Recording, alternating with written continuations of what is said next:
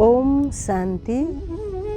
आदरणीय बुवामुवा दाजुभाइ तथा दिदीबहिनीहरू, यहाँहरू सबैलाई श्री स्वस्तानी व्रत कथामा हार्दिक मङ्गलमय स्वागत अभिवादन व्यक्त गर्दछौँ। आदरणीय महानुभावहरू, कुमारजी आज्ञा गर्नुहुन्छ, हे अगस्ती मुनि, मैले यसभन्दा अगाडिको अध्यायमा तिमीलाई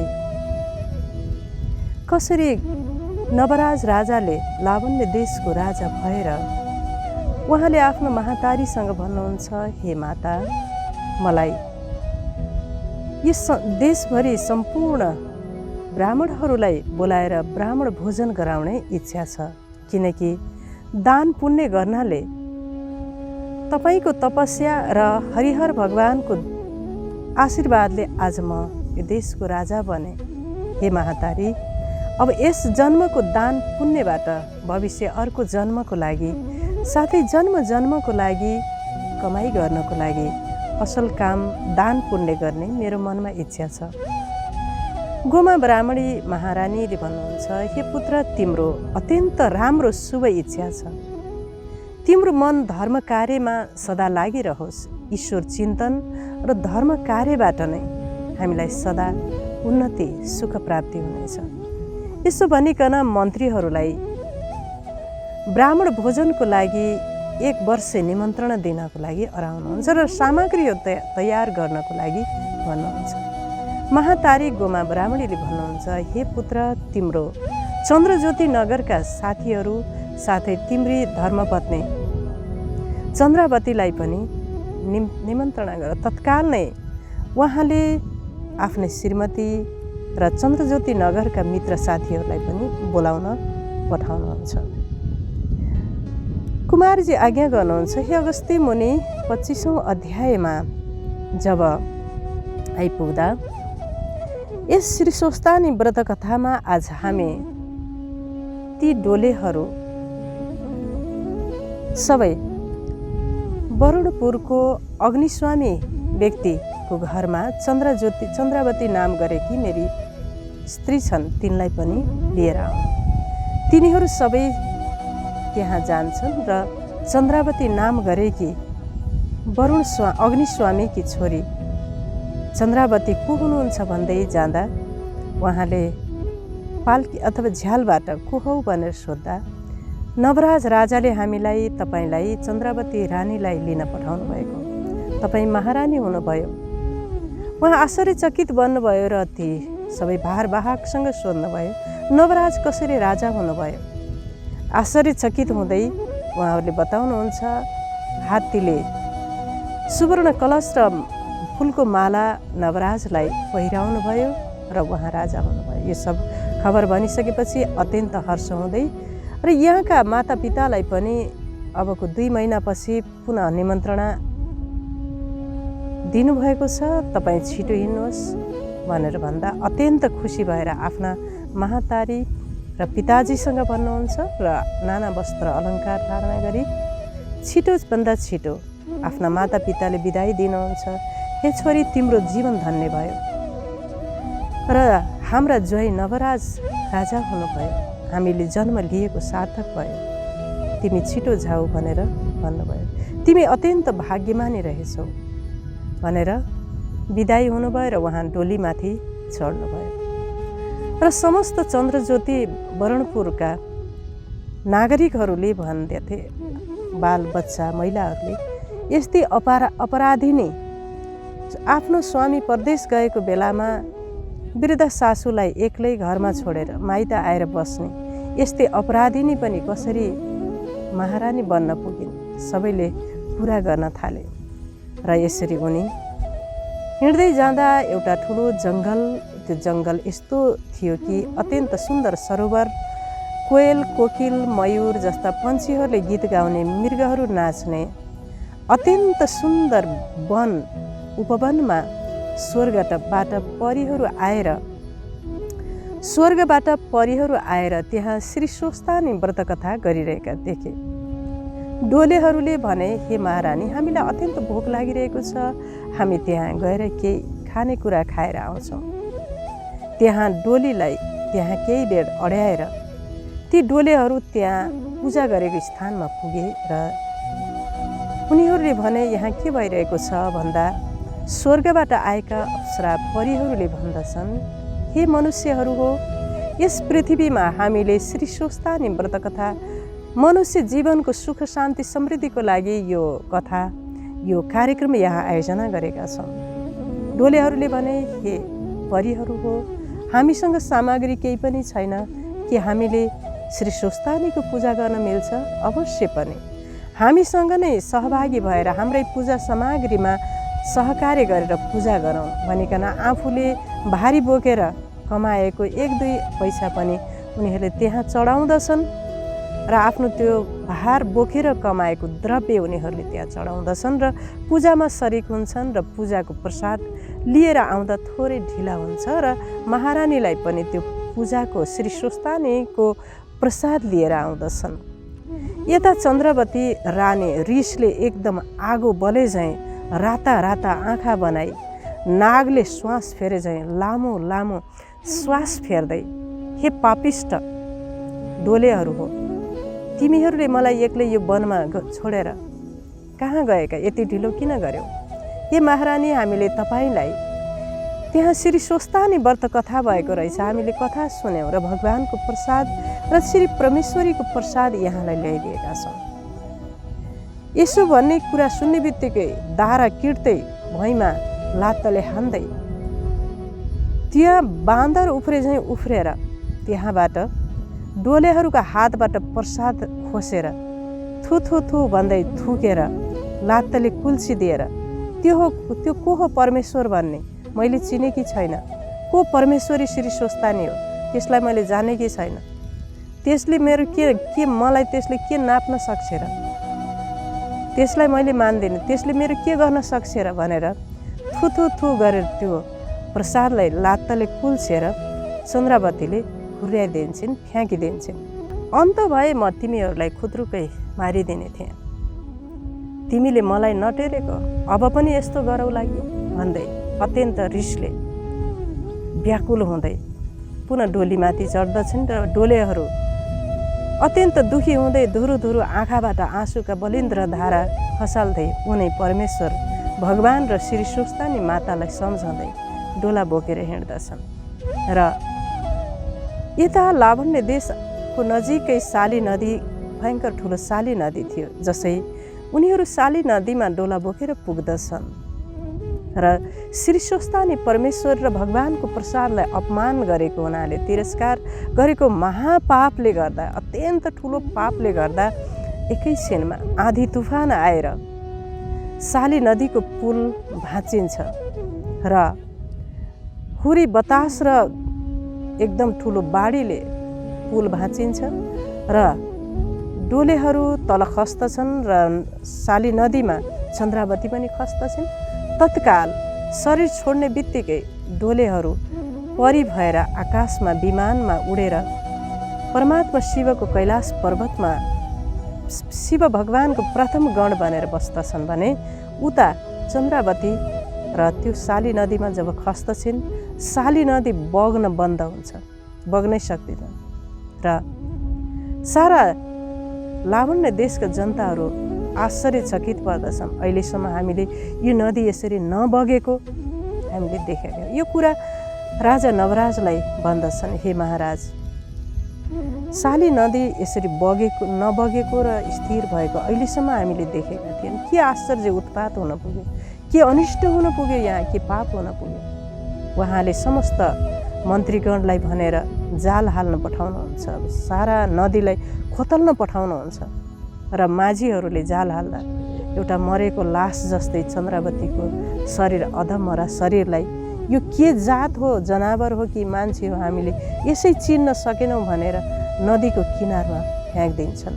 र जसै उनलाई नदीको किनारमा ल्याइसकेपछि साली नदी, हे माता, हे गङ्गे, तपाईँ मसँग के भुल गल्ती हुन पुग्यो, तपाईँ आफ्नो गतिलाई नरोकिदिनुहोस् भनेर पूजा गर्दा पुनः नदी बग्दछन्। र ती साली नदीमा त्यो भगवानको प्रसादलाई, भगवानको आध्यात्मिक ज्ञानलाई र परमेश्वरको सत्तालाई तिरस्कार गर्नको कारणले, भगवानको प्रसादलाई थुकेर कुल्चेर फ्याँक्नको कारणले यति ठुलो महापाप र अपराधी नै भएर उनी चाहिँ त्यो पापलाई भोग्नको लागि साली नदीको किनारमा कहिले मूर्छा खाएर बेहोस हुन्थिन् त कहिले अचेत कहिले विचेत। शरीरमा अनेक प्रकारको कुष्ठ रोगहरू घावै घाव। उनी चाहिँ एक दिन उनलाई अत्यन्त भोक लागेर माटो खान्छु भन्दा माटो ढुङ्गा भयो, ढुङ्गा खान्छु ढुङ्गा पनि खान्छु भन्दा हाड भयो, हाड पनि खान्छु भन्दा खरानी भयो, खरानी पनि खान्छु भन्दा हावाले उडाइलग्यो।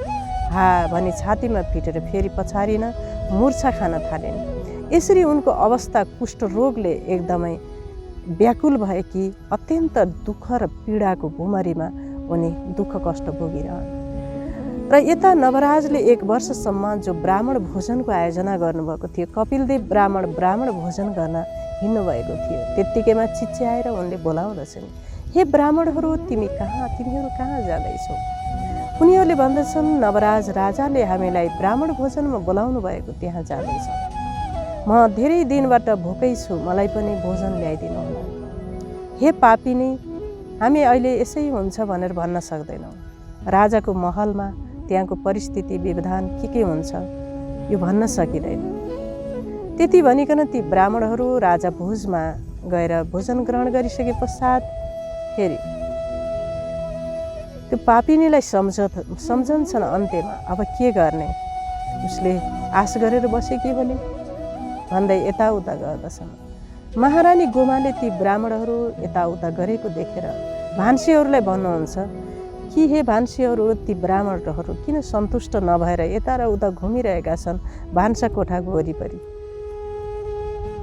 तत्पश्चात भान्सीहरूले सोध्नुभयो र भन्नुभयो कपिलदेव ब्राह्मणले, हे भान्सीहरू हो, त्यहाँ एउटा अपराधिनी पापिनीले हामीलाई आउने बेलामा केही खानेकुरा ल्याइदिनुहोस् भनेकी थिए।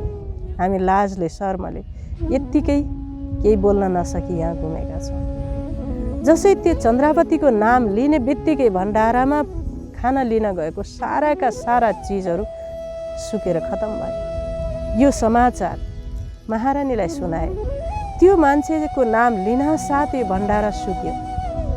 महारानीले आफ्नै भाग लैजाऊ भन्नुभयो र महारानीकोलाई राखेको भात लिएर ब्राह्मणहरू हिँड्दछन् र उनलाई दिन्छन्। हे पापिनी, तिम्रो नाम लिनासाथ भण्डारा पनि सुक्यो, ल खाऊ भनेर दिँदा मुखै नधोइ पहिला खान बस्दछन्।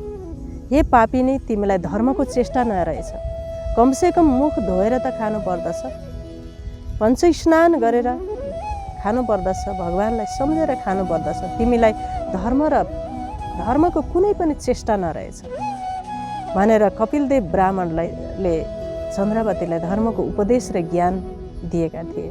आज तिम्रो धर्म नगर्नाले, भगवानमा विश्वास र श्रद्धा नहुनाले आज तिमीले यस्तो दुर्गतिको जिन्दगी पाएका छौ। अझै पनि तिमीलाई भगवान र ईश्वरप्रति चेष्टा नरहेछ, शुद्धिको ज्ञान रहन्छ तिमीलाई। कमसेकम तिमीले मुख धोएर पञ्चशुद्धि गरेर खानुपर्ने थियो। यसरी उनीलाई कपिलदेव ब्राह्मणले ज्ञान दिनुभएको थियो। आदरणीय महानुभावहरू, एवं रीतिले उनी त्यसरी दुःख पाएर अत्यन्त कष्ट भोगेर धेरै वर्ष भइसकेपछि त्यो साली नदीमा स्वर्गबाट अप्सराहरू, परीहरू श्री स्वस्तानी व्रत कथा लगाउन आएका थिए। एकपटकको कुरा हो, यसरी स्वर्गबाट मध्याह्न कालमा शिव भगवानको पूजा गर्दै श्री स्वस्तानी व्रत आरम्भ गर्दथे परीहरूले। र ती चन्द्रावतीले पनि आफ्नो दुःख व्यथा कहँदै परीहरूलाई भन्दछन्, हे परीहरूको, मलाई पनि श्री स्वस्तानी व्रत कथामा मिसाउनुहोस्।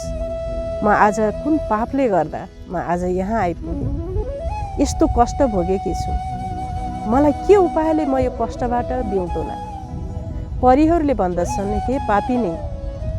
हे पापिनी, तिमीले पनि भगवानको निन्दा गर्नाले, भगवानको ज्ञान ध्यान साधना दान पुण्य नगर्नाले आज तिमी कष्टको जीवन बिताइरहेकी छौ। अब तिमीले श्री स्वस्तानी व्रत कथा गर्नु, मध्याह्न कालमा परमात्मा शिवको पूजा गर्नु, ध्यान गर्नु, जप गर्नु। हे पापिनी, तिमीलाई हामीले हाम्रो पूजामा मिसाउनेछौँ। मसँग पैसा केही पनि छैन भनेर उनले बालुवाका सामग्री, बालुवाको शिवलिङ्ग, बालुवाका अक्षता, बालुवाका फुलपत्र सबै कुरा बालुवाको बनाउँदछन्। यसरी पूजा गर्दै जाँदा श्री स्वस्थानी माता अथवा भगवती त्रैलोक्यकी अधिपति शिव स्वरूप, ब्रह्म स्वरूप, शिव शक्ति स्वरूपिणी देवी प्रसन्न भएर ती बालुवाका सामग्रीहरूलाई एकाएक साँच्चैका बनाइदिन्छन्। यसरी पूजा गर्दै जाँदा 1 महिना बितिसकेपछि मध्याह्नकालमा सधैँ जस्तो उनको रूप चाहिँ परिवर्तन हुँदै तेज, घाउहरू पनि निको हुँदै जान्छन् र उनीलाई चाहिँ अत्यन्त तेज आउँदै जान्छ। र परीहरूले भन्दछन्, हे पापिनी, अब तिमीलाई हामी पापिनी भन्दैनौ, तिमीलाई हामी अर्कै नाम राखिदिन्छौँ। आजबाट तिम्रो नाम पुण्यवती भयो, अब तिमीलाई हामी पापिनी भन्दैनौ भनेर, हे पुण्यवती, अब तिमी यो महिना दिनको पुरा भएपछि साङ्गेको दिनमा तिमीले 108 फल फुल सबैको प्रसादहरू भगवानलाई छुट्याउनु, परमात्मालाई, फेरि श्री स्वस्थानी मातालाई, र तिमीले आफ्नो चाहेको व्यक्ति, छोरा, पुत्र, श्रीमान, मित छोरा यसरी दिनु भनिकन परीहरूले भन्दछन्। र उहाँले केही प्रसाद बगाउनुहुन्छ, केही भगवानलाई। र अब यसरी चन्द्रावतीले तपस्या गरेर अत्यन्त दिव्य प्रसन्न पुण्यवती महारानीको रूपमा प्रख्यात हुनुहुन्छ। यसरी यो कुरा फेरि लावण्य देशका महाराजा, त्यो जब 1 महिना पुरा भएपछि महाराजा नवराजलाई यो खबर पुग्दछ, चन्द्रावती पुण्यवती नामकी एक नारी साली नदीमा बसेर तपस्या गरिरहेकी छिन्, अत्यन्त तेजोमय व्यक्तित्व छ।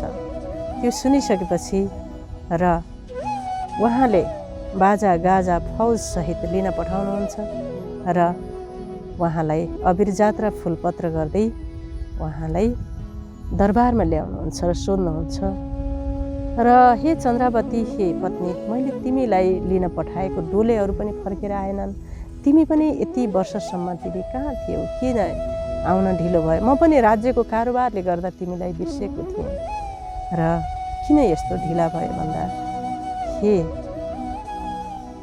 हे पति, मैले यसरी डोलेहरू आउँदाखेरि घमण्ड अहङ्कार आएर भगवानलाई मैले मानिनँ, भगवानको प्रसादलाई मैले तिरस्कार गरेँ, श्री स्वस्थानीको प्रसादलाई पनि कुल्चेँ, गालीहरू अहङ्कारवश, घमण्डवश, अज्ञानतावश मैले डोलेहरूलाई गाली गरेँ। त्यसैको पापले म पुँजी भएर र कुष्ठरोगले ग्रस्त भएर सारी नदीमा कुनामा बसेकी थिएँ, र स्वर्गबाट अप्सराहरू, परीहरू आएर मलाई यो दिव्य ज्ञान दिनुभयो, र कपिलदेव ब्राह्मणले पनि मलाई दिव्य ब्रह्मज्ञान दिनुभएको थियो। त्यो ज्ञानबाट मैले श्री स्वस्थानी व्रत गरेँ। आज 1 महिनामा मैले चाहिँ आफ्नो पापलाई नष्ट गरेर आफ्नो दिव्य स्वरूपलाई प्राप्त गरेँ, र मैले तपाईँसँग आज भेट भयो र भनेर सबै वृत्तान्त बताउनु भयो। र उता गोमा ब्राह्मणले पनि श्री स्वस्थानी व्रत कथाको महिमा बताउनु भयो। सबै चारैजनाले रातभरि त्यो कुराहरू आफ्ना आफ्ना वृत्तान्तहरू सुनाउनु भयो, र चन्द्रावतीबाट पुण्यवती महारानी बन्नुभयो। र चन्द्रावतीलाई गोमा ब्राह्मणीले, राजमाताले आफ्नो ढुकुटीको र सारा राज्य कार्यभारको चाबी दिनुहुन्छ, हस्तान्तरण गर्नुहुन्छ, र सबैजना परिवारहरू एकदमै सुख शान्ति आनन्दले रहनुहुन्छ। आदरणीय महानुभावहरू, यो कथाले हामीलाई के सन्देश दिन खोजेको छ त? यो स्वस्थानीले यो माघ महिनामा भनिने नेपाली मन र मुटुलाई छुने यो दिव्य कथाले हामीलाई के शिक्षा दिन्छ त सम्पूर्ण नेपालीहरूलाई भन्दा, हामी कहिले पनि आफ्नो उच्च पदमा आएर उच्च पद पाइसकेपछि आफ्नो अहङ्कार घमण्डको कारणले एउटा डोला बोक्ने सामान्य मानिसहरू पनि उनको अस्तित्वलाई हामीले स्वीकार गर्नुपर्दछ, मान्नुपर्दछ। आखिर सानो मान्छे नभइकन ठुलो मान्छे कसरी हुन्छ? एउटा कम्पनीमा एउटा पिउन नभइकन एउटा चौकीदार भएन भने, त्यो मालिकसँग चौकीदार रिसायो भने त्यो सारा कम्पनी असुरक्षित हुन्छ। एउटा मेसिनमा एउटा सानो नट भएन भने त्यो मेसिन चल्दैन। त्यस्तै एउटा विशाल कार्यमा एउटा राजाले आफ्ना प्रजासँग द्रोह गर्नु हुँदैन हैन। सबैको अस्तित्वलाई समान रूपमा बुझेर सम्मान गर्नुपर्दछ। म महारानी भएँ भन्दैमा उनीहरूलाई जे पाए त्यही बोल्नु र उनीहरूको अस्तित्व उनीहरूको मर्कालाई नबुझ्नाले उनीहरूको भित्रबाट निस्केको श्रापबाट आँसुको हैन गरिबको आँखाको आँसु तातो आँसुले पोल्दछ भनिन्छ। दुखीको सत्य मानिसको आँखाबाट निस्केको तातो आँसुले मानिसलाई पोल्दछ, उच्च पदासीन व्यक्तिलाई पनि। त्यसैले यसै पनि उनीहरूले ल्याएको प्रसाद भनिन्छ, प्रसादबाट 7 जन्मको पाप मेटिन्छ। त्यसैले भगवानको ज्ञान पनि प्रसाद हो। यो ज्ञानलाई श्रद्धाले सम्मानले सुन्नु पर्दछ, सुनाउनु पर्दछ। गीतामा भगवानले यही भन्नुभएको छ कि जसले मेरो ज्ञान सुन्ला सुनाउला त्यो ज्ञानी व्यक्ति मलाई अत्यन्त प्रिय छ। त्यस्तै जसले मलाई स्मरण गर्ला त्यो त मेरै स्वरूप हो। त्यसैले भगवानको प्रसाद भोग प्रसाद टीका फूल पनि देवराज इन्द्रले पनि भगवानको प्रसादलाई फूललाई हैन यसरी दुर्वासा ऋषिले दिएको फूल प्रसाद फ्याँकिदिनाले उहाँ स्वर्गको राज्यबाट कंगाल भएर वन जङ्गलमा जानु परेको थियो, दरिद्र हुनु परेको थियो, स्वर्गलाई छोड्न परिरहेको थियो। त्यसैले हामीलाई जहाँ पनि टीका प्रसाद मागेर खानु पर्दछ र प्रसादलाई फेरि बाँडेर खानु पर्दछ। ब्रह्मकुमारी ईश्वरीय विश्वविद्यालयमा भगवानलाई भोग चढाइएको प्रसाद सद्गुरुबाट भोगको प्रसाद अलिकति पनि कणा दाना प्रसाद आफ्नो छोरा बुहारी इष्टमित्र सबैलाई त्यो प्रसाद जब बाँडेर खुवाउनुहुन्छ यो धेरै अनुभव छ। चोरले पनि त्यो प्रसाद खाइसकेपछि शिव बाबाको टोली प्रसाद खाएपछि चोर्ने बुद्धि अब एउटा गुन्डा हुने बुद्धि परिवर्तन भएर साधु सन्त महात्मा बनेका घटनाहरू छन्। त्यसैले भगवानको प्रसादलाई एकदमै अमृत सम्झेर आफूले श्रद्धाले त्यसलाई ग्रहण गरे भने 7 जन्मको पाप मेटिन्छ। त्यसैले त्यस्तो परमात्माको चिजलाई, परमात्माको कुरालाई, परमात्माको ज्ञानलाई श्रद्धाले ग्रहण गर्नुपर्दछ। यदि थोरै मात्रै पनि यसलाई हामीले सामान्य सम्झ्यौँ, तिरस्कार गऱ्यौँ भने यसको दण्ड कुष्ठरोगको रूपमा, अथवा कुष्ठरोग भन्नाले त्यो मन दुखी विक्षिप्त हुन्छ, आत्मा भड्किन्छ, बुद्धि चाहिँ मा धोका लाग्दछ, बुद्धि बन्द हुन्छ, सारा चक्रहरू बन्द हुन्छ, मानिसको जीवन दुर्गतिमा फस्दछ।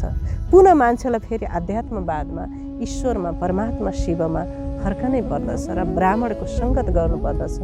कपिलदेव ब्राह्मण भनेको यहाँ परमपिता परमात्मा शिव बाबाले निमित्त बनाउनु भएको प्रजापिता ब्रह्मा बाबा हुनुहुन्छ हैन। परि भनेको सम्पूर्ण ब्रह्मकुमारी दिदीहरू जो श्वेत वस्त्र लगाएर मध्याह्नकालमा आएर शिवको पूजा सिकाउने, शिवको आराधना सिकाउने, शिवको ज्ञान सिकाउने ब्रह्मकुमारी दिदीहरूले चन्द्रावती भनेको घर गृहस्थमा बसेर डुब्नु भएको विषय विकारमा डुब्नु भएको समस्त जीवात्मा रूपी आत्माहरू त आदरणीय महानुभावहरू। त्यसैले अब जागौँ, हामी चन्द्रावतीबाट पुण्यवती बनाऊ, पुण्यवतीबाट महारानी बनाऊ, परमात्माको दिव्य ज्ञान सुनेर भन्दै इति स्कन्द पुराण माघ महात्मा कुमार अगस्त संवाद यहाँ नै यो 25 अध्याय समाप्त हुन्छ। पुनः अर्को अध्यायमा पुनः भेट हुनेछौँ। तबसम्मको लागि बिदा चाहन्छौँ। यहाँहरूको दिन शुभ रहोस् र घर शिवमय होस् र मन शिवमय होस्, घर शिवालय होस्। हवस् त, ओम शान्ति।